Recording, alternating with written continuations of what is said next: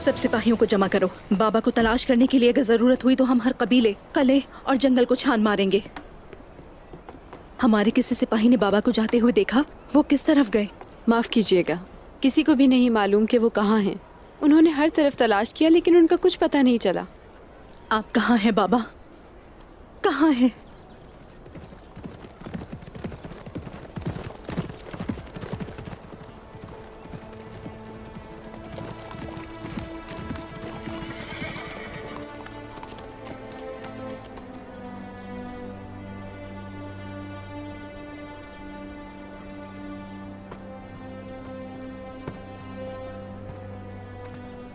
बाबा कहाँ थे आप? हम परेशान हो रहे थे। उस्मान साहब हमारे मेहमान हैं, बैठकर बात करेंगे।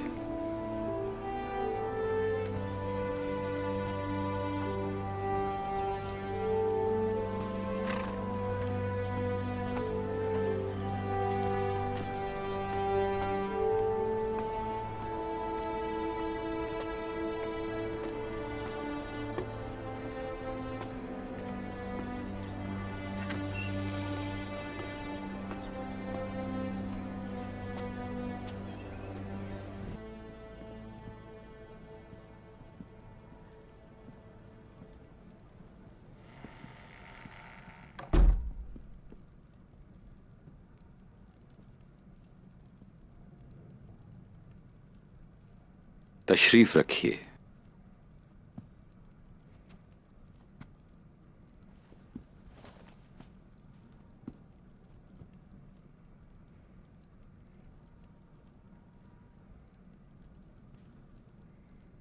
तोगाए के साथ मसले हल करने के लिए तोगाए की तरफ गया था।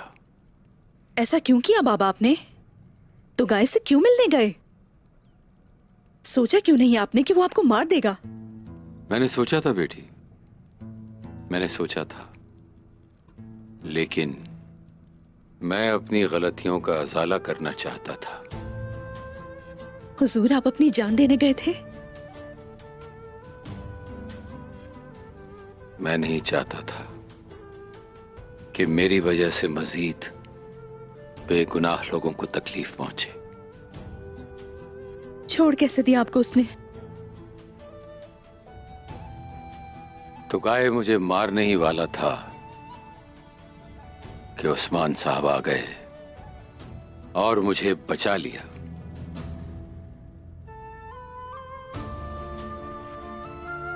बहुत शुक्रिया उस्मान साहब। क्यों कर्ज बढ़ा रहे हैं? आपका ये कर्ज कैसे उतारूंगी?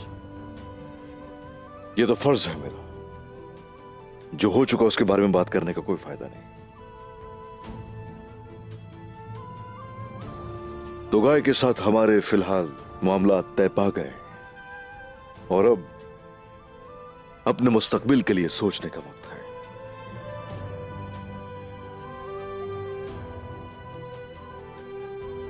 क्या हम अभी भी यहां से हिजरत करेंगे बाबा? अभी यहां पर यह बात करना जरूरी नहीं है। इस वक्त हम सब इकट्ठे हैं, मुत्तहिद हैं।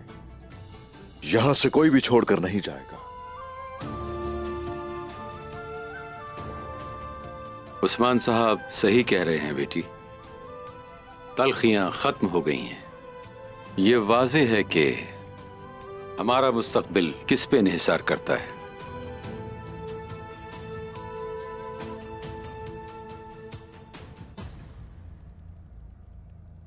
और अब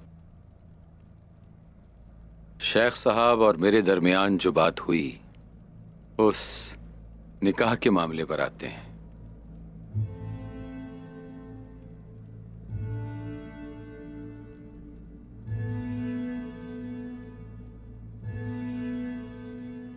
मलहून खातून अब सिर्फ मेरी बेटी नहीं है बल्कि मेरा बाजू है।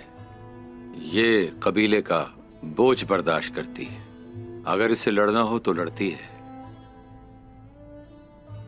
इसका शादी करके यहां से चले जाना यकीनन इस कबीले को कमजोर बना देगा। अलबत्ता एक दिन शादी करके जाना ही है। हो सकता है कि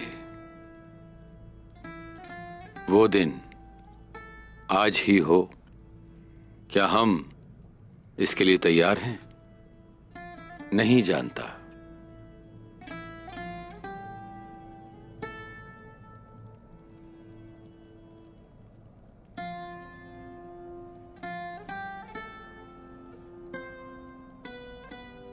मेरी बेटी मुझसे दूर चली जाए, मैं इसके लिए तैयार नहीं हूं।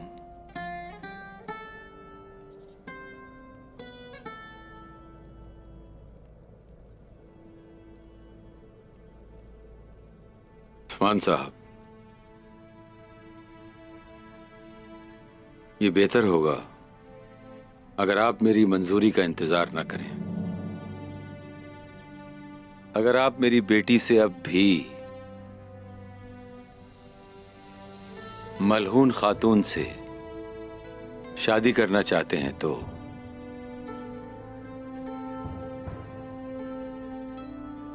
मेरे लिए शर्फ की बात होगी।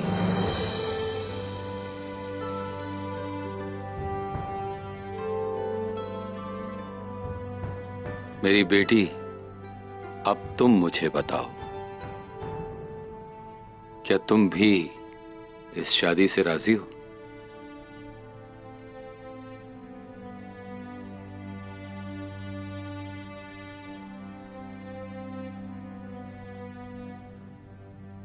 इनसे शादी करना मेरे लिए भी एक एजाज की बात होगी बाबा। ये एक बहुत बड़ा एजाज है। लेकिन उस्मान साहब पहले से ही शादीशुदा हैं।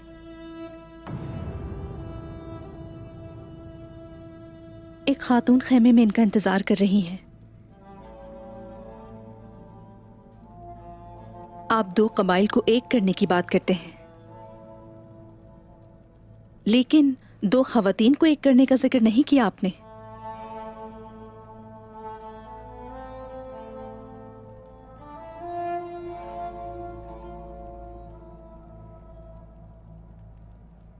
यकीनन बाला खातून ने एक बड़ी कुर्बानी देकर इसे कबूल किया है।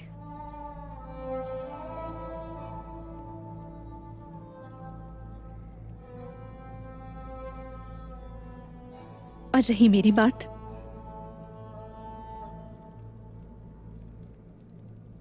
दो बड़े तुर्क कबाइल की सलामती के लिए मुझे एक खातून की मौजूदगी में जाना होगा।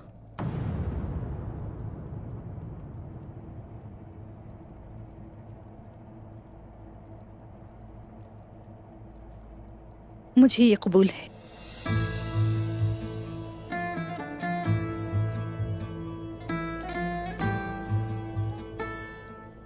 लेकिन मुझे ये बताएं उस्मान साहब, इंसाफ को कैसे यकीनी बनाएंगे?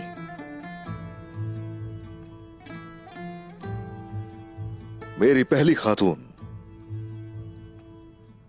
और मेरे वारिस की मां अलग अलग खैमों में रहेंगी। उनकी आमदनी एक दूसरे से अलग होगी और उनके लिए काम करने वाली कनीजों का वो खुद इंतखाब करेंगी। लेकिन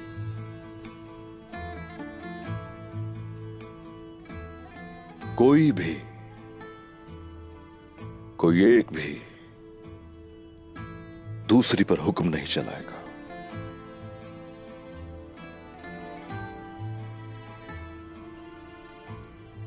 बाला खातून का क्या रद्द अमल होगा?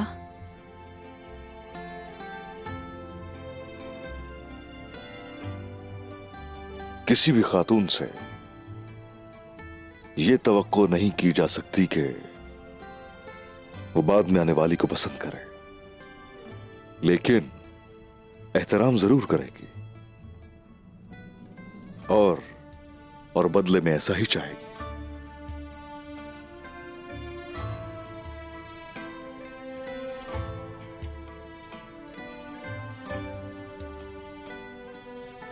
क्या मेरा हाथ मांगने की वाहिद वजह सिर्फ ये कि दोनों कबाइल यकजा हो जाएं? क्या इसके पीछे कोई और वजह? यकीनन यकीनन इसकी एक और वजह है। कई सरदारान मुझसे वारिस की तवक्को रखते थे और वो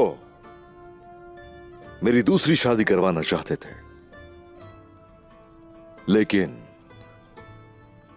मैंने काइयों के मुस्तकबिल के लिए और अपने वारिस की मां के लिए बहुत इंतजार किया। क्या अबू आपको मिल गए उस्मान साहब?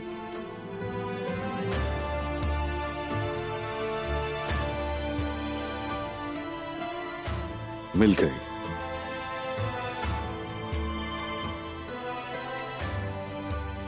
मिल गई।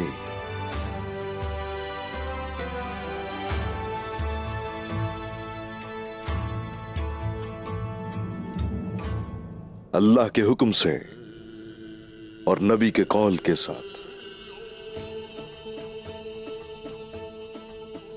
आप मेरी खातून बनेंगी।